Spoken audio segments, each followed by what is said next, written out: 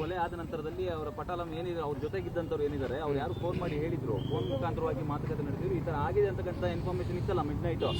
ಏನ್ ಮಾಡ್ಬೇಕು ಇವಾಗ? ಇನ್ಫಾರ್ಮೇಶನ್ ಬಂದ ತಕ್ಷಣ ಇವಾಗ ನಾವು ಮಾಧ್ಯಮದವರೇ ಆಗಿದ್ರು ನಾವು ಬರ್ತೀವಿ, ಒಂದು ವಿಚಾರ ಅಂತೀವಿ.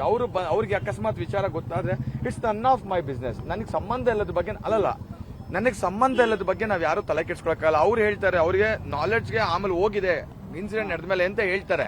ಬಟ್ ಅದಕ್ಕೆ ಯಾವ್ದು ದಾಖಲಾತಿಗಳು ಸಿಕ್ಕಿಲ್ಲ, ಇಲ್ಲ. ಯಾರೋ ಒಬ್ರು ಹೇಳಿರೋದು, ನಾವು ಅವ್ರಿಗೆ ತಿಳಿಸಿದೀವಿ ಅಂತ ಹೇಳಿದ್ದಾರೆ. ಅವ್ರು ಮಾಡಿದ್ದಾರೆ ಅಂತ ಯಾರು ಹೇಳಿಲ್ಲ. ಇವನ್ ಅಲ್ಲಿರೋ ಅಕ್ಯೂಸ್ಗಳು ಕೂಡ ಯಾರು ಆತರ ದರ್ಶನ್ ಅವ್ರ ಇನ್ವಾಲ್ವ್ಮೆಂಟ್ ಇದೆ, ದರ್ಶನ್ ಅವ್ರು ಹೊಡೆದಿದ್ದಾರೆ, ದರ್ಶನ್ ಅವರಿಂದ ಸತ್ತಿದ್ದಾರೆ, ಖಂಡಿತವಾಗಿಯೂ ಇಲ್ಲ. ಇದು ಸತ್ಯ. ಇದು ಖಂಡಿತವಾಗಿಯೂ ಪವಿತ್ರ ಗೌಡ ಅವ್ರದ್ದು ಕೂಡ ಇಲ್ಲ.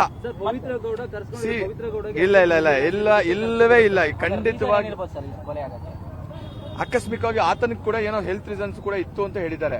ಅದಾದ್ಮೇಲೆ ಪೊಲೀಸ್ನವ್ರಿಗೆ ಹೇಳಿರ್ತಕ್ಕಂಥ ಒಂದು ಕೆಲವೊಂದು ವಿಚಾರಗಳು ನಾವು ತಿಳ್ಕೊಂಡು ಬಂದಿತ್ತು. ಅವರು ಹೊಡೆದಿದ್ರಿಂದ ಸತ್ತಿದ್ದಾರೆ, ಅವೆಲ್ಲ ಖಂಡಿತ ಸುಳ್ಳು. ಆಮೇಲೆ ಇನ್ನೊಂದು ಫೋಟೋಸ್ನ ನಾನು ನೋಡಿದೆ, ಸತ್ತಿರೋ ವ್ಯಕ್ತಿದು ಕಿತ್ತೋಗಿದ್ದು, ಮುಖ ಹೊಡೆದಿರೋದಲ್ಲ, ಅದು ಯಾರೋ ಹೊಡೆದು ಮತ್ತೊಂದು ಆಗಿರೋದಲ್ಲ. ಆ ಬಾಡಿಯಲ್ಲಿ ಬಿದ್ದಾಗ ನಾಯಿ ಕಚ್ಚು ಮತ್ತೊಂದು ಆಗಿರ್ತಕ್ಕಂಥದ್ದಲ್ಲ. ಯಾಕಂದ್ರೆ ಅದು ರಾಂಗ್ ಮೆಸೇಜ್ಗಳು ಹೋಗ್ತಾ ಇದೆ.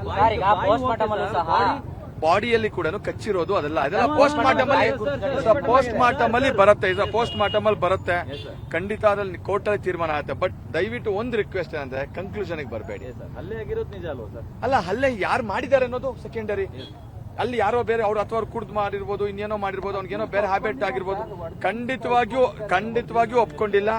ಖಂಡಿತವಾಗಿಯೂ ದರ್ಶನ್ ಅವರು ಒಪ್ಕೊಂಡಿಲ್ಲ, ಅಥವಾ ಪವಿತ್ರ ಗೌಡ ಅವರು ಒಪ್ಕೊಂಡಿಲ್ಲ. ಅದ್ರಲ್ಲಿ ಎಷ್ಟೋ ಜನಕ್ಕೆ ಇನ್ಸಿಡೆಂಟ್ ಬಗ್ಗೆ ನಾಲೆಡ್ಜ್ ಇಲ್ಲ, ಇವನ್ ದರ್ಶನ್ ಅವ್ರಿಗೆ ನಾಲೆಡ್ಜ್ ಇಲ್ಲ. ಸೊ ಹಾಗಾಗಿ ಇಟ್ಸ್ ವೆರಿ ಕ್ಲಿಯರ್. ಅಲ್ಲ ನೆಕ್ಸ್ಟ್ ಇವಾಗ ಏನೋ ಅಷ್ಟೇ 6 ದಿವಸ ಕಸ್ಟಡಿ ತಗೊಂಡಿದ್ದಾರೆ. 6 ದಿವಸದಲ್ಲಿ ಅವ್ರು ಯಾವತ್ತು ಕೋರ್ಟಿಗೆ ಪ್ರೊಡ್ಯೂಸ್ ಮಾಡ್ತಾರೋ let them produce before the court first.